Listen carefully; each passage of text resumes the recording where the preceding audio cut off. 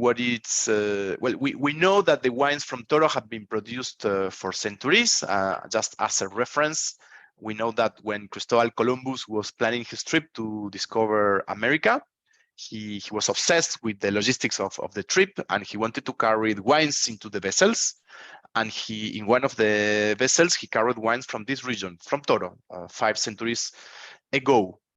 And then in the 19th century, when the phylloxera attacked all the European vineyards, the region of Toro resisted to the phylloxera, thanks to the sandy soils, thanks to the extreme dry weather, thanks to the low density of vineyards, which represents 3 meters distance between plant and plant. All these conditions didn't allow phylloxera to succeed in the region. And thanks to that, we still work with a unique patrimony of centenarian vineyards, which are most of them ungrafted. So Bodega Numanthia was founded here in Toro in 1998. Next year will be our 25th anniversary. And at the time of the foundation of Bodega Numanthia, the perfect naming was Numanthia. Numanthia was a city which was located at the north of Madrid, and it's a city that in the year 134 before Christ resisted heroically to the Romans' invasions. When the Roman invaded the whole European continent, the inhabitants of Numancia resisted heroically, and eventually, after 20 years of resistance, the Romans sent their whole army. They got into the city of Numancia, and the inhabitants of Numanthia, in order to avoid to surrender, they decided to burn the city and kill themselves. So it's a very epic story, and we took the story of resilience as our brand codes because we think that it's a very similar spirit than our vineyards in Toro that have resisted to the phylloxera, but also resist to very extreme weather conditions. Remember arriving to Toro almost 8 years ago, and the locals told me, be careful, but here the weather is 9 months of winter and 3 months of hell. And it's exactly like that. And, and this is why our vineyards are really resilient to all the conditions they face. And Numancia was the perfect naming. So it's a project which is quite young. It will be 25 years next year, but we have a very long past with vineyards, which are some of them, they are centenarian, some of them as old as 200 years old. And projecting to the future, it's a house that in less than 25 years has had the unique opportunity to achieve the perfect score, 100 points, 2 times. So here at Bodega Numanthia, I like to speak about which is our purpose, which is our main mission, which is to preserve a unique patrimony of centenarian vineyards, and to translate this unique patrimony into wines of unique personality.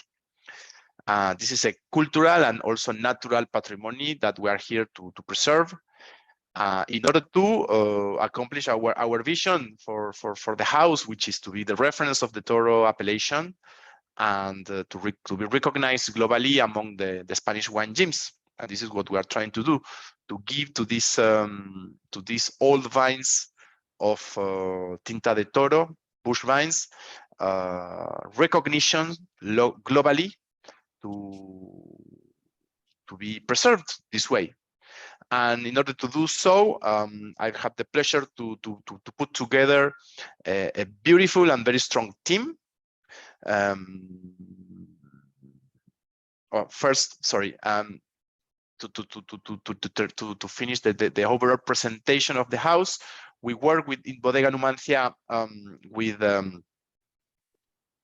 around 150 hectares of Tinta de Toro grapes, and with this we craft 3 wines, and we brand them as part of the story of the Numancia city. We brand them Termes, Numanthia, and Termanthia.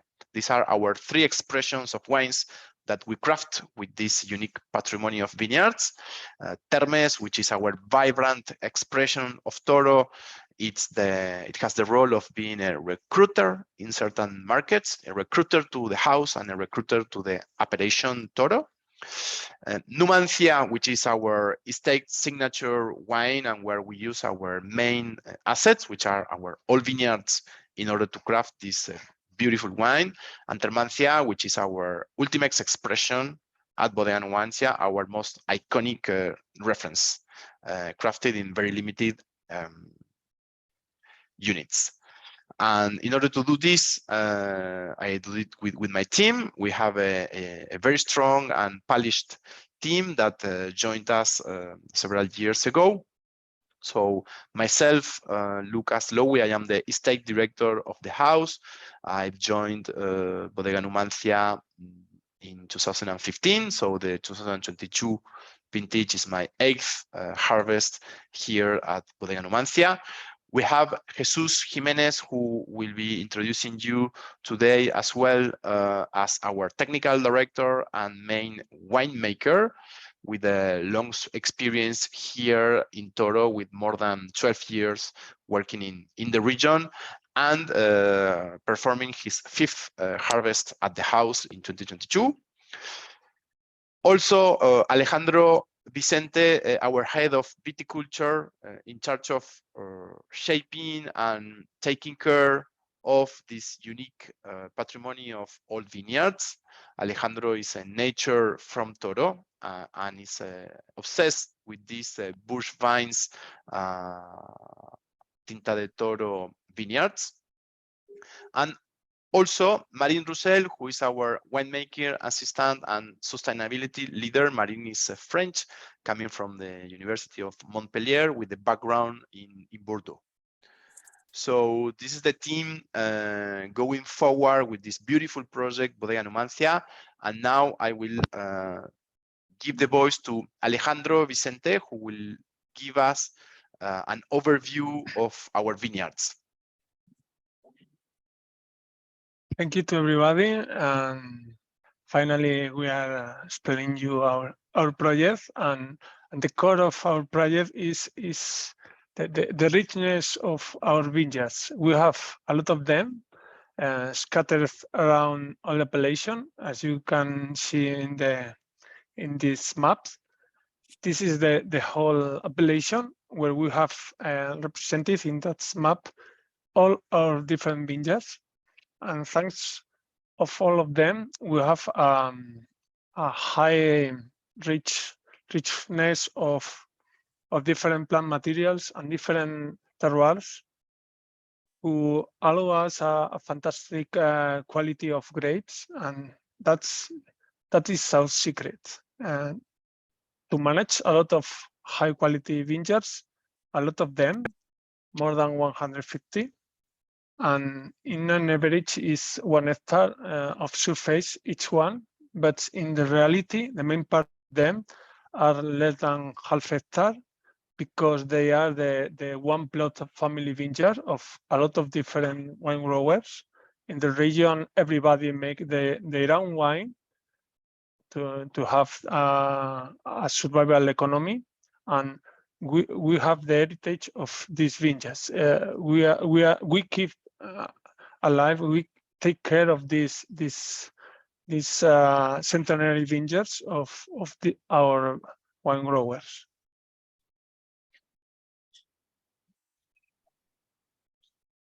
Indeed, these very old vineyards have to tackle a harsh climate that we have in this region. Is a warm summer, really dry summer, especially this season, and the soils of the region are really poor, are sandy soils, poor sandy soils, although they are very deep, and that's helped to allow to our vineyards water enough to get a grape perfectly ripened, even season as this year.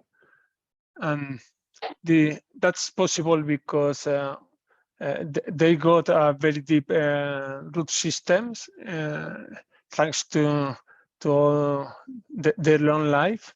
but also because they were planted in a very low density and they're able to get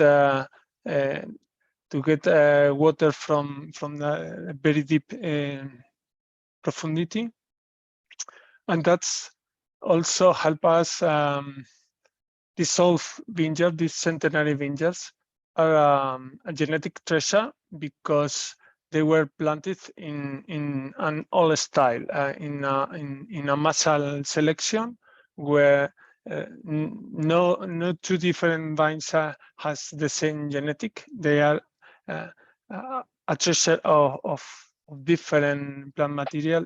They are infinity of clones, and that's help us to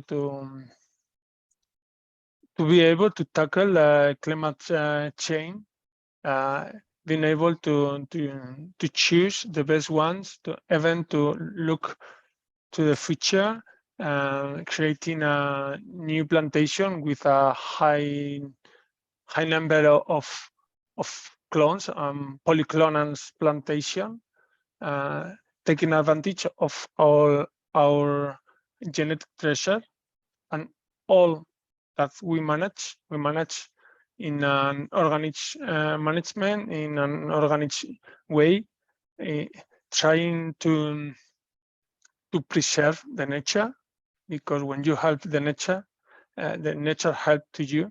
So if you are in a kind way of managing our crop, the nature helped you to offer higher resilience products and vines. And how we believe on this way of managing the questions is because we manage in organic way all our vineyards, and not only our vineyards. Because given on this pathway, we push in other activities, as Marine is going to tell you us. Hello everyone. Hi. Yes, as Alejandro said, like, we are completely committed to preserve the patrimony of these centenarian vineyards and for the upcoming generations, because finally our ancestors keep these vines alive, and it's our mission to protect them along the decades and along the centuries. That's why we think we have to do the viticulture in organic to respect this tradition of the region. So we profoundly think that the minimum intervention for this old vine is the best way to manage this. So we don't use herbicide, we don't use pesticides. We're taking care of each vines as if we are taking care of one human being finally. So for example, if the oldest parcels we have can't be worked mechanically because they are spread in all the parcels. So sometimes we have to let a natural cover crop in these parcels, and we also have to dig holes around the vines to take off the herbs and to let the water infiltrate. So it's a minimum intervention, and an intervention that's complete for each vine is different. Also, what is important in our viticulture, it's dry farmed, and so we don't have irrigation, and it's completely dry. But the old vines, and what we see is that the roots of these old vines are so well developed and depth that they can face the stronger heat waves, as we could appreciate this year in 2022. Because this summer we faced almost 30 days with a temperature above than 35 degrees. So yes, we are facing also the climate change, but the old vines have this capacity to face this harsh climate finally. So that's a great thing. And also in this way to respect this patrimony, we want to enrich the biodiversity and the ecosystem around our vineyards. But yes, we already have good biodiversity in our vineyards, but we want to go further. So we, since last year, we are working with an ONG which is GREFA, Spanish ONG, to improve biodiversity. And we have a 10 years plan with them in different vineyards. So the idea is to create refuges for birds, insects, reptiles inside the vineyards. And we install, for example, bird cages, hotel insects, dry stone walls, or hedgerows. So we already have 2 areas established, and we want to create more areas like this during the next years.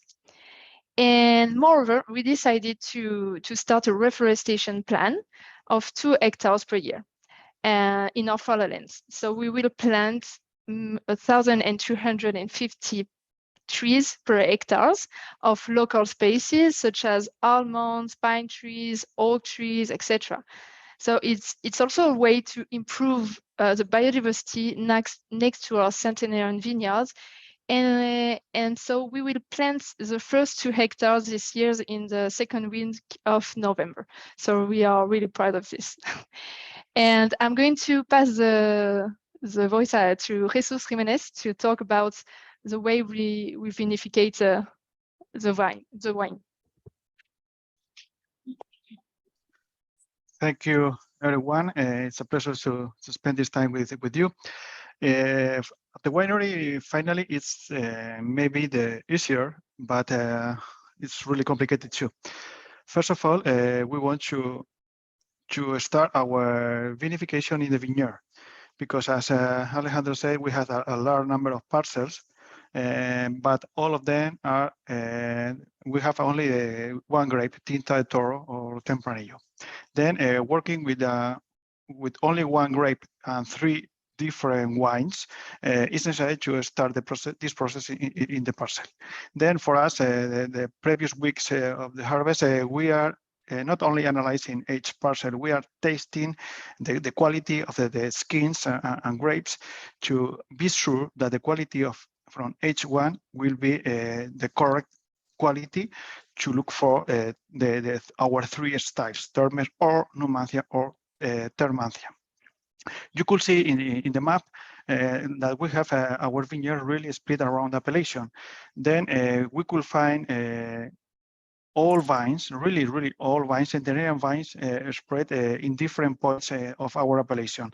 Then it's key for us to be sure that each centenarian parcel or really all vineyard produce the quality that we want, and we made the harvest in the perfect moment.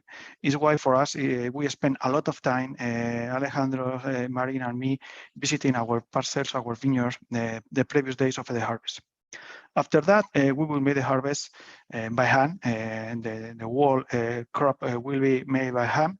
And finally, when we receive the grapes at the winery, we will put in a cool room to decrease the temperature, and we will make a different selection from cluster to grapes with the optical Vistalis, the optical machine, to be sure that each grape that we introduce in our vats are the best. And for us, it's essential to separate our historical vineyards, our iconical vineyards, to make the fermentation alone in small vats, because our older vineyards are really small, less than 3,000 meters, 2,000 meters.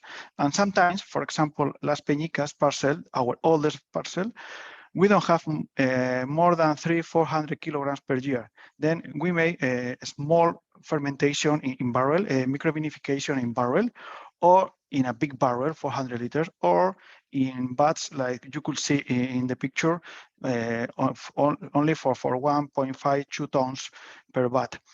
Then for us, it's essential separate parcel by parcel those important vineyards.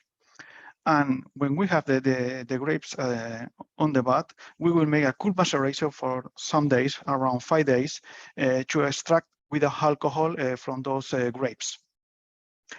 When we want to make when we want to the pillage or the punch down, we will make by hand, because for us it's essential don't work with a hard extraction, only like an infusion, because we think our grapes are really, really rich of aromas, color, polyphenols, and tannins. Then only working slowly, punching down, like you could see in the video, it's enough to extract a large number of aromas and polyphenols.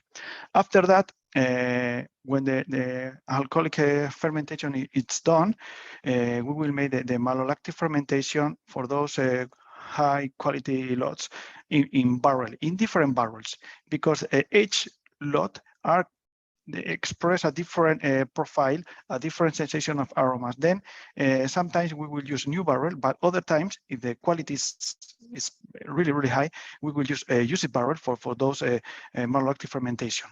Then for us, it's essential to separate as much as possible. And when we had the malolactic fermentation done, we will start a new process, the aging in barrel. And years ago, maybe for us, it was really important to use a lot of a new barrel, high quality barrel for those aging. Right now, if we want to see our grapes, our territory, our vineyards in our wines, it's essential to adapt the aging process for age quality.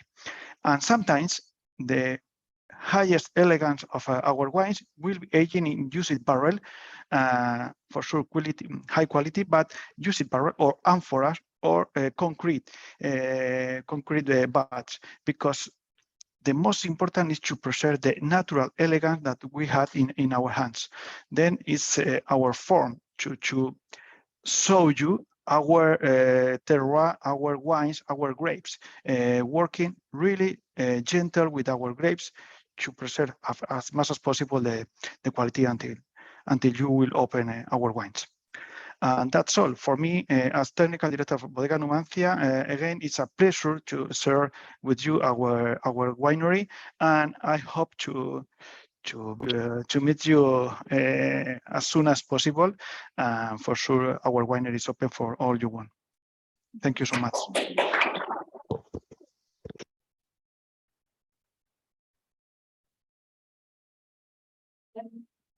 Questions? Yes, go ahead.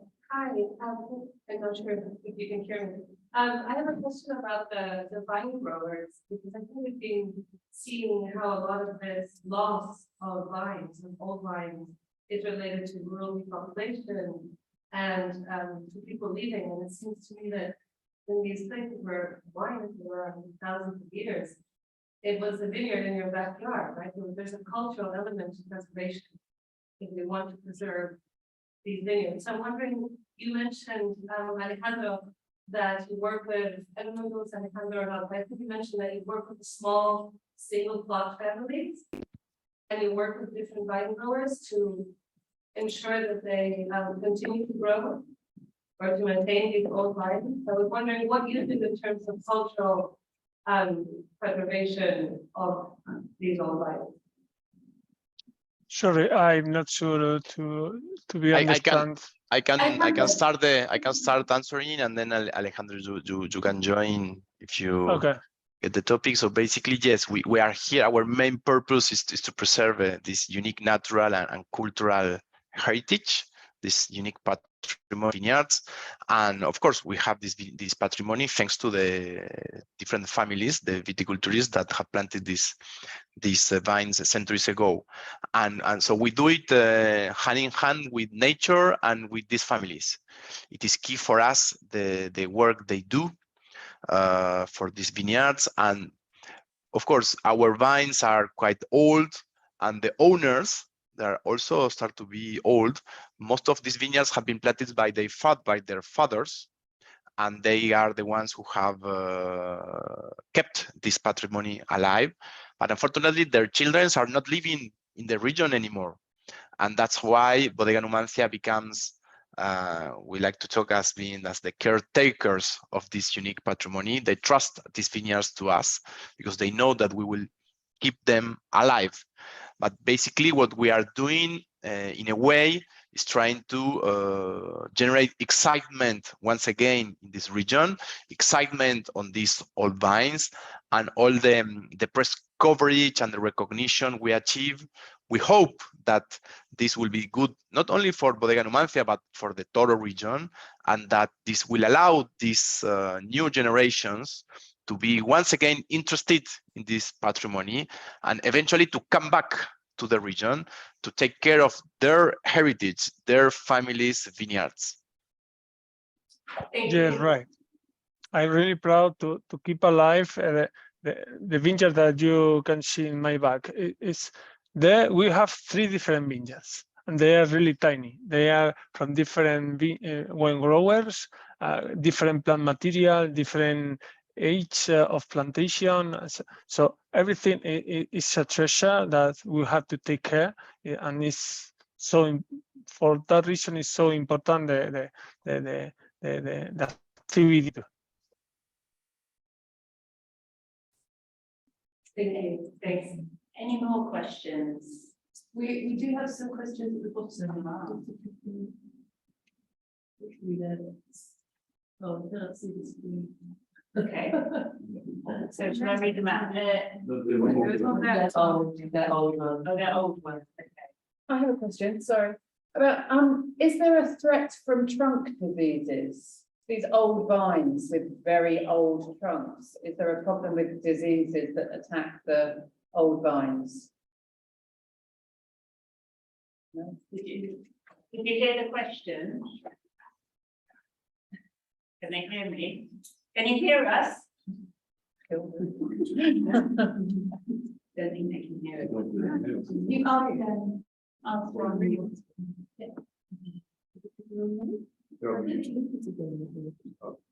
Hello? Hello, can you hear us? Are you able to repeat, please? Repeat question. Yes, sorry, I asked a question about trunk diseases. Is there a big problem with trunk diseases as a threat to the old vines? But for us, an old vine, the most important of that they are able to offer us is that the balance, the experience, the knowledge of the different seasons that they have support along the time. So when you have a centenary vine with a lot of season suffered without grafted, it's a situation where the grape that you are able to take from these plants is a miracle. It's so complex, has so many hints that it is the best to support them. When a node is well managed, they are able to keep alive forever. The problem when you don't prune in properly the vines, when you ask to them too much yields per hectare, when you apply a strong phytosanitary products to them, they get weaker and weaker, and when you are in good health, you are not able to get sick. The problem is when you are overstressed, you are working too much, when you are not eating properly, when you are not drinking as you should do, then the disease coming to you. It's the same for vineyards. Thank you. I think she asked about the Jeska or the illness in our old vineyards. And normally in all vineyards, it's not easy to find those vineyards. You could, if you analyze the wood, you could see a lot of rock. But clearly, if we have some problems with this illness, it's in younger vineyard, but not in older. In older, as are ungrafted, it's really rare to find those illness. Okay. They're not like humans, they can't die from old age, they keep on going. So, any more questions, or should we round up? Unfortunately, we have to snap up. Thank you. Thank you very much, Numanthia. And Thank you to you. Thank you so much. Take care. Enjoy the rest of the afternoon.